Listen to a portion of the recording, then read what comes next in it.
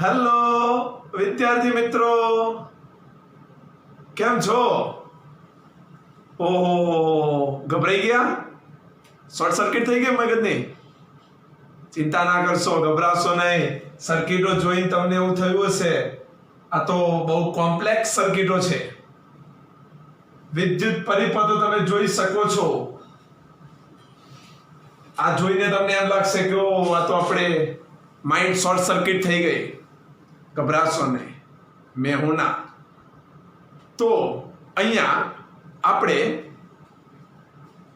અત્યાર સુધીમાં અવરોધોના શ્રેણી સમાંતરની વાતો કરી, કોષોના શ્રેણી સમાંતરની વાતો કરી, પણ આ સર્કિટોને જોતા આપણને એવું લાગે છે કે શ્રેણી કયું સમાંતર કયું કોઈ આઈડિયા જ નથી આવે એવું. કારણ કે આમાં તમે જુઓ તો 1 2 બેટરી, આમાં 1 2 બેટરી, આની અંદર તો 1 2 3 બેટરી છે. તો પ્રવાહની શરૂઆત ક્યાંથી કરશું, પ્રવાહ ક્યાંથી ક્યાં જવા દઈશું, કયો અવરોધ શ્રેણીમાં કયો અવરોધ સમાંતરમાં, આ તો બહુ કન્ફ્યુઝિંગ વાળું છે. વાત તમારી સાચી, પરંતુ આને સોલ્વ કરવા માટે આપણે કિર્ચોફ નામના સાયન્ટિસ્ટે નિયમો આપ્યા છે, જેને આધારે સહેલું થઈ જવું નથી કહેતો, પરંતુ એ પ્રોસિજરનો ઉપયોગ કરો તો તમે આવી કોમ્પ્લેક્સ સર્કિટો સોલ્વ કરી શકો. એટલે જે તે અવરોધમાંથી વહેતો પ્રવાહ શોધી શકાય છે. કાં તો કોઈક બિંદુનું વિદ્યુત સ્થિતિમાન શોધવું હોય તો પણ શોધી શકાય છે, પણ કિર્ચોફના નિયમોની મદદથી એની પ્રોસિજર એપ્લાય કરો ત્યારે. અહીંયા તમારે ધારો કે વાત કરીએ પ્રમાણે 2 બેટરી છે, 1 2 3 4 5 અવરોધો છે. 5 માંથી કોઈ પણ અવરોધમાંથી વહેતો પ્રવાહ શોધવો હોય તો આપણે કિર્ચોફના નિયમની મદદથી શોધી શકીએ છીએ. અહીંયા પણ આપણે જોયું તો જે પરિપથની અંદર તમે જુઓ તો અવરોધ, બેટરી અને સાથે સાથે કેપેસિટરનું પણ જોડાણ છે. તો આવા પ્રકારના જોડાણો હોય, એક કરતા વધુ અવરોધો હોય, એક કરતા વધુ બેટરી હોય, કેપેસિટર હોય, તો આને નેટવર્ક કહેવાય. શું કહેવાય છે આને? નેટવર્ક શબ્દ તરીકે ઓળખીશું આપણે. નેટવર્ક આપણે ફોનના નેટવર્કની વાત નથી અહીંયા, ધ્યાન રાખજો. પરિપથના નેટવર્કની વાતો ચાલે છે અહીંયા તો તમે જુઓ 3 બેટરી છે, 3 અવરોધો છે. તો આ પ્રકારના નેટવર્કો, આમાંથી આપણે કોઈ પણ અવરોધમાંથી વહેતો પ્રવાહ શોધવો હોય તો પણ આપણે કિર્ચોફના નિયમની મદદથી શોધી શકીશું. તો આજે આપણે લેક્ચરની અંદર આવા કોમ્પ્લેક્સ પરિપથોની આપણે ચર્ચા કરવાના છીએ. તો સૌથી પહેલું એ ચર્ચા કરતા પહેલા અંદર 2 થી 3 નવા શબ્દોનો ઉપયોગ થાય છે. તો આ નવા શબ્દો વિશેનું તમને જ્ઞાન હોવું જોઈએ. તો નવા શબ્દો કયા? સૌથી પહેલું નેટવર્ક એટલે જેમાં એક કરતા વધુ અવરોધ હોય, બેટરી વધારે હોય, કેપેસિટર હોય, ઇન્ડક્ટર હોય, જે તમે ભવિષ્યમાં ભણશો કેપેસિટર, ઇન્ડક્ટર. તો આ બધાના રિલેટેડ જે જોડાણ હોય તો જેને નેટવર્ક તરીકે ઓળખવામાં આવે છે. બીજો એક નવો શબ્દ તમને અંદર આવશે, જંકશન. કિર્ચોફના નિયમની અંદર એક નવો શબ્દ આવશે જેનું નામ છે જંકશન. જંકશન કોને કહેવાય? તમે શબ્દ સાંભળેલો હશે રેલવેમાં જંકશન શબ્દ સાંભળેલો હશે. અમદાવાદની અંદર કાલુપુર જંકશન છે, સાબરમતી જંકશન છે. જંકશનનો મતલબ શું? સિમ્પલ શબ્દ ખ્યાલ આવ્યો, પણ જંકશનનો મતલબ શું? અહીંયા આપણે પરિપથમાં ચર્ચા કરું તો જે પરિપથમાં જે કોઈ બિંદુ એવું હોય, જંકશન બિંદુ એવું કોઈ હોય, જે બિંદુ આગળ 2 કરતા વધારે વાહકો, જે બિંદુ આગળ 2 કરતા વધારે વાહકો ભેગા થતા હોય તેવા બિંદુને જંકશન બિંદુ તરીકે ઓળખવામાં આવે છે. જે બિંદુ આગળ 2 કરતા વધારે વાહકો ભેગા થતા હોય એવા બિંદુને આપણે શું કહીશું? જંકશન બિંદુ. અહીંયા તમને આ પરિપથની અંદર જંકશન બિંદુ એ કહેવાય? હા કે ના? કહેવાશે, કારણ કે 1 2 3 વાહકો ભેગા થયા એટલે આને જંકશન બિંદુ કહેવાય. બી જંક્શન કહેવાય 1 2 3 હા એ પણ જંક્શન છે. સી 1 2 3 એ પણ જંક્શન બિંદુ. ડી હા આ પણ જંક્શન બિંદુ છે. 3 વાહકો ભેગા થયા. જે જગ્યા 2 કરતા વધારે 2 નહીં 2 કરતા વધારે વાહકો ભેગા થતા હોય એને આપણે શું કહીશું? જંક્શન બિંદુ તરીકે ઓળખીશું. અહીંયા ધારો કે એને આપણે જંક્શન ના કહી શકીએ. કેમ? 1 અને 2 જ વાહકો છે. 2 કરતા વધારે હોવા જોઈએ. એ એફ અને જંક્શન ના કહેવાય. સી ડી જંક્શન નહીં કહી શકાય. બી અને ઈ જંક્શન બિંદુ છે. કારણ કે આ બંને બિંદુ આગળ 1 2 3 1 2 3 વાહકો ભેગા થયા છે એટલા માટે આને જંક્શન કહેવાય. તો તમે સમજી શકો છો આ પરિપથમાં પણ તમે સમજી શકશો ત્યાંને જંક્શન ક્યારે કહેવાય. જંક્શન પછી એક શબ્દ આવશે પાછો બ્રાન્ચ. બ્રાન્ચ તો એ બી અહીંયા તમે આ તો બધા જંક્શન બિંદુઓ છે પણ આમાં એ એફ આ બ્રાન્ચ કહેવાય.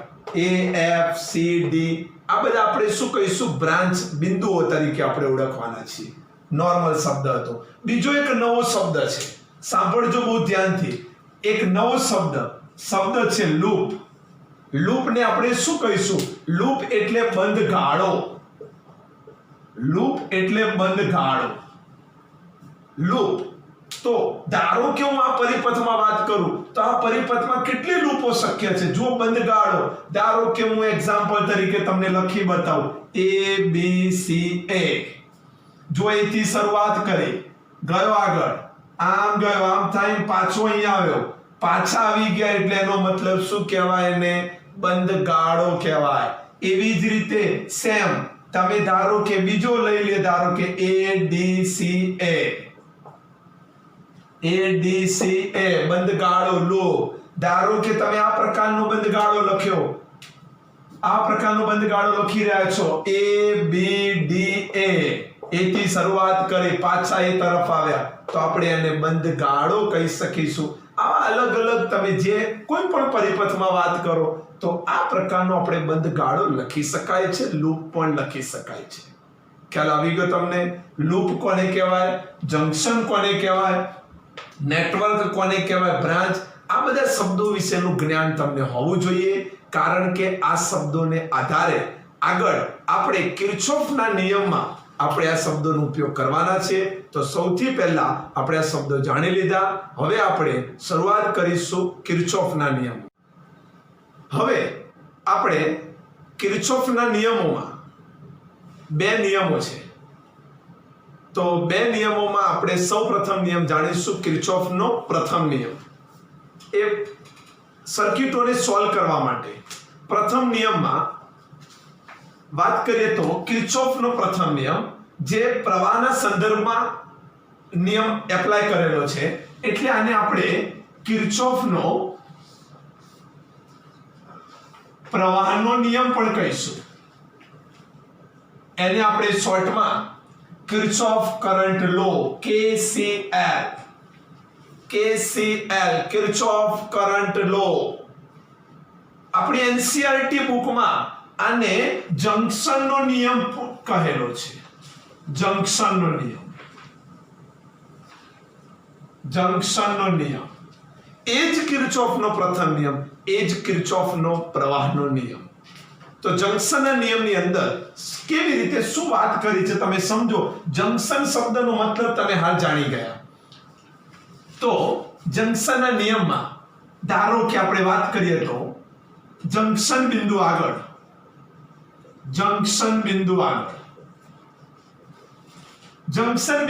એટલે પહેલા જંક્શન બિંદુ હું તમને બતાવું. ધારો કે કોઈ સર્કિટ છે એમાં આ બિંદુ આગળ 2 કે 2 કરતા વધારે વાહકો ભેગા થાય છે. તો અહીંયા મેં આવું બિંદુ, આ એક સર્કિટ હતી. એક સર્કિટમાં મેં ખાલી એક નોર્મલ તમને વાયરો દોર્યા છે. આગળ બધું રેઝિસ્ટર, બેટરી ને બધું જોડેલું હશે. હમણાં મેં તમને એક્ઝામ્પલ તરીકે બતાવી દઉં. ધારો કે અહીંયા કરંટ I1 અંદર આવે છે, I2 બહાર જાય છે, I3 પણ બહાર જાય છે, I4 કરંટ અંદર આવે છે અને I5 કરંટ બહાર જાય છે. અને આ બિંદુને આપણે P નામ આપી દો તો P શું છે? આપણું જંક્શન બિંદુ છે. તો નિયમ શું છે? એ જંકશન બિંદુ આગળ અંદર આવતો પ્રવાહ બરાબર બહાર જતો પ્રવાહ, અંદર આવતો પ્રવાહ બરાબર બહાર જતો પ્રવાહ, અંદર આવતો પ્રવાહ તમે બાજુમાં પરિપથ પરથી તમે કહી શકો છો આગળ પરિપથ છે, મેં અહીંયા ખાલી નોર્મલ તમને સમજવા માટે આકૃતિ દોરી છે. તો અંદર આવતો પ્રવાહ કયો છે? I1 વત્તા I4 તમે આકૃતિમાં જોઈ શકો છો. બરાબર બહાર જતો પ્રવાહ કયો દેખાય છે તમને? I2 plus I3 plus I5. અંદર આવતો પ્રવાહ બરાબર બહાર જતો પ્રવાહ I1 પ્લસ I4 બરાબર I2 plus I3 plus I5. ચાલો આપણી બાજુ લાવો તો શું લખાશે?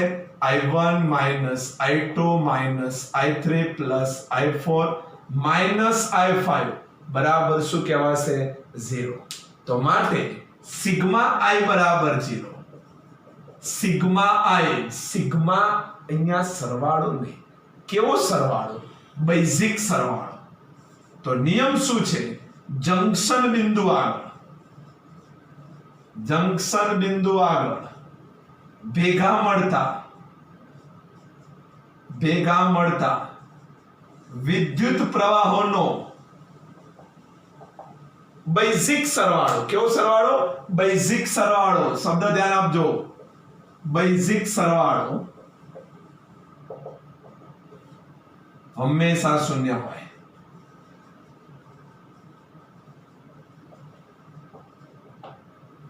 જંકશન આગળ ભેગા મળતા વિદ્યુત પ્રવાહોનો બેઝિક સરવાળો એટલે એવો સરવાળો જે સરવાળામાં સરવાળો બાદબાકી બંને હોય એને બેઝિક સરવાળા કહેવાય. એને શું કહીશું આપણે? બેઝિક સરવાળા. કિર્ચોફનો નિયમ તો તમને બહુ સરળ લાગ્યો, સમજાવતા પણ મને વાર નથી લાગી, તમને પણ સમજાઈ ગયું, પરંતુ આનું જે એપ્લિકેશન છે એ પરિપથમાં એ તમને ખાસ અહીંયા સમજવાનું છે. તો આ મેં તમને સમજાય. ધારો કે હું તમને એક્ઝામ્પલ તરીકે તમને પરીક્ષામાં આવું કંઈક પૂછાય, આ 2 એમ્પિયર કરંટ અહીંથી 3 એમ્પિયર કરંટ, તો અહીંયા કેટલો પ્રવાહ જશે? તો તમે સમજી શકો છો આ કયું બિંદુ છે આપણું? બિંદુ P, જંકશન બિંદુ. 2 કરતા વધારે વાહકો ભેગા થયા તો આપણે નિયમ અનુસાર અંદર આવતો પ્રવાહ બરાબર શું કહેવાશે? બહાર જતો પ્રવાહ. અંદર કેટલો આવ્યો? 2 અને 3 5. તો I બરાબર શું હશે? જવાબ 5 એમ્પિયર. તમે સમજી શકો છો. ધારો કે આવી કોઈ પણ મેં સર્કિટ બીજી કોઈ લઈ લીધી એક્ઝામ્પલ તરીકે, અહીંયા કઈ આવી રીતે આપણે આકૃતિ દોરી દઈએ.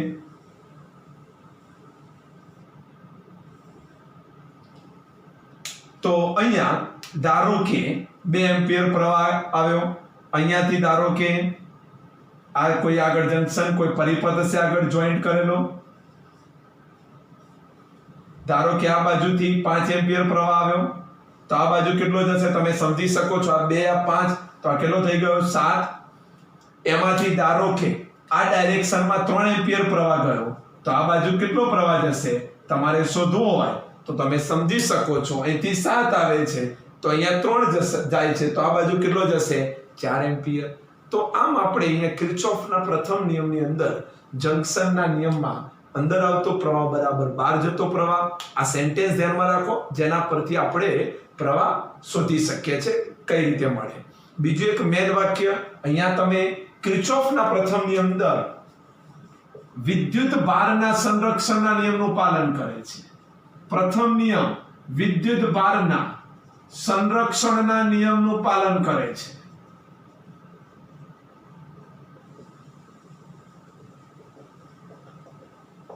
કિર્ચોફનો પ્રથમ નિયમ વિદ્યુત ભારનો સંરક્ષણનો નિયમ. કેમ આવું કીધું મેં? કારણ કે તમે સમજી શકો છો જેટલો વિદ્યુત ભાર આવશે એટલો જ વિદ્યુત ભાર બહાર નીકળવાનો છે.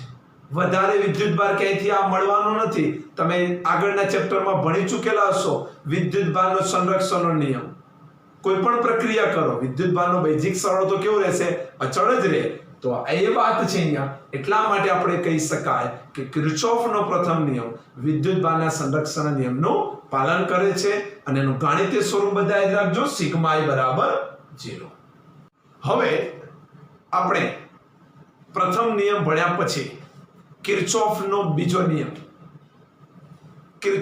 બીજો નિયમ જે વોલ્ટેજના સંદર્ભમાં છે એટલા માટે આ નિયમને કિર્ચોફનો વોલ્ટેજનો નિયમ તરીકે પણ આપણે ઓળખીએ છીએ. તો એને શોર્ટમાં આપણે KVL તરીકે ઓળખીશું. તમે સર્ચ મારશો તો તમને કિર્ચોફ વોલ્ટેજ લો લખેલું દેખાશે. એટલે એ જ છે બીજો નિયમ, એ જ વોલ્ટેજનો નિયમ. અને આપણે NCERT બુકમાં આને લૂપના નિયમ તરીકે વાત કરી છે. લૂપનો નિયમ એ જ કિર્ચોફનો બીજો નિયમ, એ જ કિર્ચોફનો વોલ્ટેજનો નિયમ છે. લૂપ શબ્દ વિશે તમને મેં આજે સ્ટાર્ટિંગમાં જ કીધું કે લૂપનો મીનિંગ શું થાય, લૂપ બંધ ગાળો કેવો હોય, એ પ્રકારની તમને મેં ચર્ચા કરી. તો લૂપના નિયમની અંદર ચર્ચા કરી દીધી. ત્યારબાદ ધારો કે શું વાત કરું છું સમજો તમે. ધારો કે એક સિમ્પલ કોઈ સર્કિટ આપણે લઈ લઈએ. આ રીતે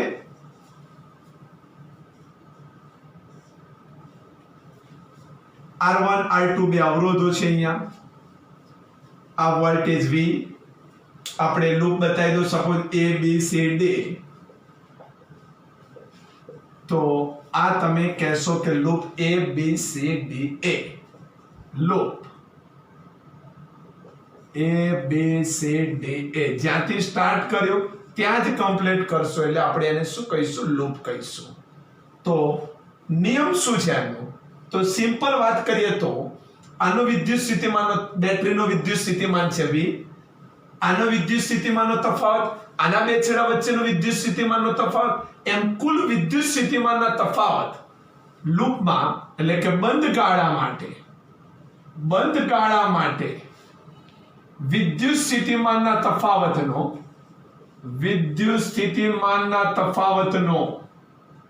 બેઝિક સરવાળો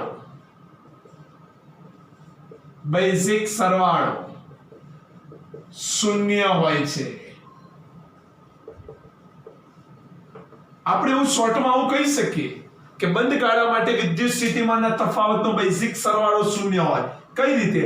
અહીંથી તમે જવા દો તો શું છે આપણો V, પ્રવાહ સપોઝ જાય છે I, તો શું લખાશે આપણે IR1, આનો IR1 IR2 એટલે કુલ વિદ્યુત સ્થિતિમાનનો તફાવત, એનો મતલબ delta V, sigma delta V equal to આપણે શું લખશું 0. તો વિદ્યુત સ્થિતિમાનના તફાવતનો બેઝિક સરવાળો કેવો હોય છે? શૂન્ય. એથી સ્ટાર્ટ કરીએ છીએ, ફરી પાછા એ આયા એ લૂપ છે આપણી. એવું નહીં કે આ ડાયરેક્શનમાં જવું, તમે ઊંધા પણ જઈ શકો છો. સિગ્મા ડેલ્ટા V તો શું થશે? 0 જ થશે. અહીંયા જે બિંદુ આગળથી શરૂઆત કરી, આવું કેમ થાય છે? તમને એમ થાય કે આવું કેમ થયું, કેમ વિદ્યુત સ્થિતિમાનનો બેઝિક સરવાળો શૂન્ય થયો? કારણ કે જે બિંદુ આગળથી શરૂઆત કરો છો એ બિંદુનું વિદ્યુત સ્થિતિમાન ફરી તમે અહીંયા જે બધા અલગ અલગ આપણા વિદ્યુત સ્થિતિમાનનો તફાવત છે એ બધો તફાવત ફરી પાછા ત્યાંના ત્યાં આયા તો VA માઈનસ VA શું થઈ જશે? કટ, એટલે બરાબર શું થઈ જશે? 0. એટલે એનો મતલબ વિદ્યુત સ્થિતિમાનનો બેઝિક સરવાળો કેવો થયો? તફાવત બેઝિક સરવાળો શૂન્ય થયો. VA આવું કેમ? તો તમને બધાને કદાચ ખબર હશે, ના ખબર હોય તો સાંભળો. વિદ્યુત સ્થિતિમાન ચેપ્ટર નંબર 2 માં એ માર્ગ પર આધાર રાખતું નથી. એ ખાલી શેના ઉપર આધાર રાખે છે? એનું પ્રારંભિક સ્થાન અને અંતિમ સ્થાન. પ્રારંભિક સ્થાન પણ એ જ છે અને અંતિમ સ્થાન પણ એ જ છે. તો વિદ્યુત સ્થિતિમાનનો તફાવત તો VA minus VA equal to 0. એટલા માટે આપણે એવું કહી શકીએ કે બંધ ગાળા માટે વિદ્યુત સ્થિતિમાનનો તફાવત કેવો હોય છે? શૂન્ય હોય છે. હવે આપણે વાત કરીએ આગળ કોઈ સર્કિટ ડ્રો કરીને સમજીએ. અહીંયા તો સૌથી પહેલા એ સર્કિટ ડ્રો કરીને સમજતા પહેલા આપણે એની સંજ્ઞા પ્રણાલી સમજવી પડશે. તો સંજ્ઞા પ્રણાલી કેવી છે? તો બધા ધ્યાન આપજો. આની સંજ્ઞા પ્રણાલી સમજી જશો તો આનો એપ્લાય કઈ રીતે કરવો એ આપણે ઝડપથી સમજી શકીશું. તો સંજ્ઞા પ્રણાલીમાં પહેલી સંજ્ઞા પ્રણાલી સમજો. ધારો કે આ રીતે અવરોધ છે, અહીંયા પરિપથમાં વિદ્યુત પ્રવાહ જો આ દિશામાં જતો હોય, આપણે આ દિશામાં જઈ રહ્યા છીએ, A થી B ની દિશામાં હું જઈ રહ્યો છું. આપણો માર્ગ જવાનો, આપણો જે લૂપનો પાથ હતો A થી B તરફનો છે અને વચ્ચે જો અવરોધ આવ્યો, પ્રવાહ આપણી દિશામાં હોય તો આપણે લખવાના છીએ ત્યાં -IR એટલે R ના બે છેડા વચ્ચેનો વિદ્યુત સ્થિતિમાનનો તફાવત ઓહમના નિયમ અનુસાર IR પણ જે દિશામાં જઈએ છે એ દિશામાં જો પ્રવાહ હોય તો આપણે શું લખશું -IR અને એની વિરુદ્ધ દિશામાં જો પ્રવાહ હોય તો આપણે ત્યાં શું લખશું +IR વિરુદ્ધ દિશામાં પ્રવાહ હોય તો આપણે શું લખશું +IR આપણે જઈ રહ્યા છીએ A થી B અને પ્રવાહ જો સામે આવતો હોય તો શું લખશું +IR અને આપણી દિશામાં જો પ્રવાહ આવતો હોય તો -IR આમાં તમને બધાને ખ્યાલ હશે આ બેટરી ડીસી વોલ્ટેજ આ મોટો છેડો શું છે ધન છે નાનો છેડો શું છે ઋણ છે જાણતા જ હશો બધા નવી વાત નથી આપણા માટે જો આપણે આ દિશામાં જઈ રહ્યા છીએ A થી B ની દિશામાં જઈ રહ્યો છું હું અને આ દિશામાં જતા હોય આપણે તો ધન છેડો આવે તો આપણે ત્યાં શું લખશું -E લખશું અને જો ઋણ છેડો આવે તો ત્યાં આપણે શું લખશું +E જો આપણે A થી B તરફ જતા હોય તો -EMF લખશું જે વોલ્ટેજ હોય એનો 5 વોલ્ટ તો -5 લખીશું અને જો હું B થી A તરફ આવતો અને દેખાય છે મને બેટરીનો ઋણ છેડો છે તો ત્યાં હું શું લખીશ +5 લખીશ ધન છેડો આવે તો માઈનસ અને ઋણ છેડો આવે તો પ્લસ તમે સમજી ગયા આ સંજ્ઞા પ્રણાલીને આધારિત આપણે એક સર્કિટ ડ્રો કરીને સમજી લઈએ કેવી રીતે ચર્ચા કરી શકાય સમજો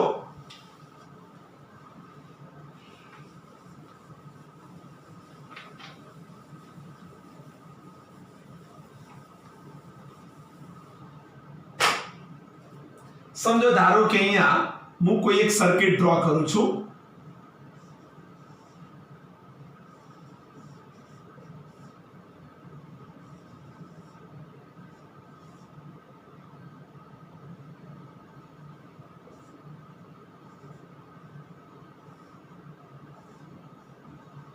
આ કોઈ એક મોટી સર્કિટનો ભાગ છે બરોબર આ કોઈ આટલી નોર્મલ સર્કિટ નથી ઘણી મોટી સર્કિટ હતી એમાંથી મેં ખાલી આટલો ટુકડો ધ્યાનમાં લીધો છે આપણે સમજવા માટે અહીંયા A B C નામ આપી દીધા એના બિંદુઓના બધા જંકશન બિંદુ કહી શકાશે કારણ કે બે કરતા વધારે વાહકો ભેગા થાય છે ધારો કે આનો EMF E1 આનો EMF A2 R1 R2 આ અવરોધ છે R3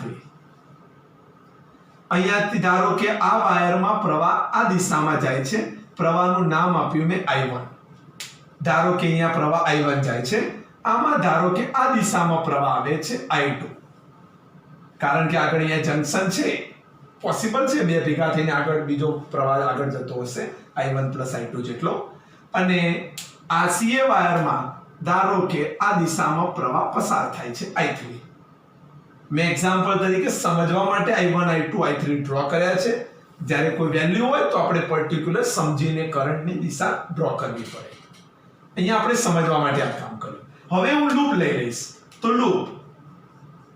લૂપ કોઈ પણ લઈ શકો છો લૂપ માટે કોઈ રૂલ્સ રેગ્યુલેશન નથી અહીંયા આપણે સમજવા માટે મેં ધારો કે લૂપ લીધી A C B તમને એમ થાય કે A B C માં જઈએ ના A C B માં જાઓ કોઈ પ્રોબ્લેમ નહીં લૂપ ના કહેવાય લૂપ તો ફરીને પાછા ત્યાં આવવું પડે A C B A ફરીને પાછો આવી ગયો લૂપ ચલો નિયમ અનુસાર સંજ્ઞા પ્રણાલી અનુસાર A થી શરૂઆત કરો છો જે બિંદુથી શરૂઆત કરો એનો વોલ્ટેજ VA ચલો જવા દો આગળ જવા દો ક્યાં ઊભું રહેવાનું બે જ જગ્યાએ અવરોધ અને બેટરી બીજે ક્યાંય ઊભું નહીં રહેવાનું અવરોધ બેટરી કેપેસિટર ઇન્ડક્ટર આવા ઘટકો હોય ત્યાં જ ઊભું રહેવાનું ચલો જવા દો અવરોધ આવ્યો પ્રવાહ ક્યાં આવે છે સામેની દિશામાં આવતો હોય તો શું લખાય નિયમ અનુસાર +IR એટલે +I3R3 જવા દો આગળ અહીંથી આમ અવરોધ આવ્યો ઉભા રહો ત્યાં જોવાનું પ્રવાહ કઈ દિશામાં છે આપણી દિશામાં છે એટલે કે આપણે જતા હતા C થી B તરફ પ્રવાહ પણ એ દિશામાં જાય છે પ્રવાહ એ દિશામાં જતો હોય તો શું લખાશે -IR કયો છે પ્રવાહ I2 જાય છે વાયરમાં તો I2R2 આગળ ગયા બેટરી આવી, બેટરીનો કયો છેડો કહેવાય? એને ધન છેડો. ધન છેડો આવે, આપણે જતા હોય ધન છેડો આવે તો શું લખવાના? માઈનસ. તો -E2. ચલો આમ જવા દો. બેટરી આવી, ફરીથી બેટરી આવી, બેટરીનો કયો છેડો આવ્યો? ઋણ છેડો આવે. જુઓ અહીંયા ધ્યાનથી, ઋણ આવે તો શું લખવાનું? +E1. આગળ જવા દો. અવરોધ આવ્યો, પ્રવાહ ક્યાં આવે છે? સામે. પ્રવાહ સામે આવ્યો તો નિયમ અનુસાર સામે આવે તો શું લખશું? +I1R1 બરાબર. ફરી પાછો એ બિંદુ આવી ગયો તો બરાબર એનો વિદ્યુત સ્થિતિમાન કેટલો? VA શું થઈ ગયા? કટ. એનો મતલબ આપણે શું લખી શકાય? જુઓ, I1R1 -I2R2 +I3R3 +E1 -E2 બરાબર 0. જો વિદ્યુત સ્થિતિમાનના તફાવતનો બેઝિક સરવાળો આપણને કેવો મળ્યો? 0 મળ્યો. તો સિગ્મા ડેલ્ટા V બરાબર શું કહેવાય? 0. સમજી શકાય તમને? તો તમે ખ્યાલ આવી ગયો તમને આ પ્રમાણે? તો ફરીથી એકવાર ધ્યાનથી નજર, બહુ પ્રોપર રીતે, કારણ કે આને આધારે જ આપણે કોમ્પ્લેક્સ સર્કિટો સોલ્વ કરી શકવાના છીએ. તો ફરીથી A થી શરૂઆત કરે, VA, જે બિંદુ આગળથી શરૂઆત કરો એનું વિદ્યુત સ્થિતિમાન VA. ચલો VA આગળ જવા દો. આપણે જઈ રહ્યા છીએ AC માર્ગે, પ્રવાહ આવે છે CA માર્ગે, સામેની દિશામાં નિયમ અનુસાર +IR એટલે +I3R3.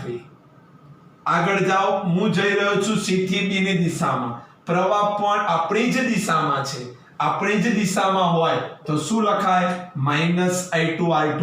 તમે જોઈ શકો છો પ્રવાહ I2 છે, એક જ માર્ગમાં બે અલગ અલગ પ્રવાહ ન હોઈ શકે. આગળ આપણે ભણી ગયા એટલે I2R2. બેટરીનો ધન છેડો આવે તો શું લખાશે? -E2. આમ જવા દો. આગળ ગયા બેટરીનો કયો છેડો આવ્યો? ઋણ આવે તો શું લખવાનું? +E1. આગળ ગયા અવરોધ આવ્યો, પ્રવાહ ક્યાં આવે છે? આપણે જતા હતા B થી A, પ્રવાહ આવ્યો A થી B તરફ વિરુદ્ધ દિશામાં એટલે +I1R1. ફરીને પાછો હું એ જ બિંદુએ આવી ગયો, બરાબર. એ બિંદુનું વિદ્યુત સ્થિતિમાન કયો? VA શું થઈ ગયા? કટ. તો શું લખી શકાય? જો મેં ખાલી વ્યવસ્થિત લખ્યું, બધું એનું એ જ છે. I1R1 I2R2 I3R3 E1 E2 બરાબર 0. મેં હમણાં સ્ટાર્ટિંગમાં કીધું તું લૂપના નિયમ માટે, બંધ ગાળા માટે વિદ્યુત સ્થિતિમાનના તફાવતનો બેઝિક સરવાળો, બેઝિક એટલે ધન ઋણ બંને આવતું હોય, IR વિદ્યુત સ્થિતિમાનનો તફાવત, વિદ્યુત સ્થિતિમાન બેઝિક સરવાળો કેવો મળી ગયો? 0. તો આ લૂપના નિયમમાં વોલ્ટેજનો નિયમ સમજી શકાય આપણને, અને એપ્લાય કઈ રીતે કરવું એ આપણે આગળના લેક્ચરની અંદર સર્કિટોમાં જોઈશું. એક વાક્ય ખાસ યાદ રાખજો, કિર્ચોફનો વોલ્ટેજનો નિયમ ઉર્જા સંરક્ષણના નિયમનું પાલન કરે છે. ઉર્જા સંરક્ષણના નિયમનું પાલન કરે છે. તો આમ આજે આપણે કોમ્પ્લેક્સ સર્કિટો હતી, તમને સર્કિટો જોઈને તમે ગભરાઈ ગયા હતા કે આવી સર્કિટોને સોલ્વ કઈ રીતે કરવી, તો એના માટે કિર્ચોફ નામના સાયન્ટિસ્ટે જંકશન અને લૂપના નિયમને આધારે આપણને એની જે પ્રોસિજર આપી છે એ પ્રોસિજર આપણે એપ્લાય કરીશું. એ બે નિયમોની પ્રોસિજર એપ્લાય કરીશું તો આપણને એ જે સોલ્યુશન છે એ સરળતાથી મેળવી શકીશું. તો આગામી લેક્ચરમાં આપણે આ કોમ્પ્લેક્સ સર્કિટોને કઈ રીતે સોલ્વ કરવી એ સર્કિટો આપણે દોરીને સમજીશું, અને સોલ્યુશન કઈ રીતે લાવીશું એ પણ આપણે આગામી લેક્ચરમાં જોઈશું. Thank you.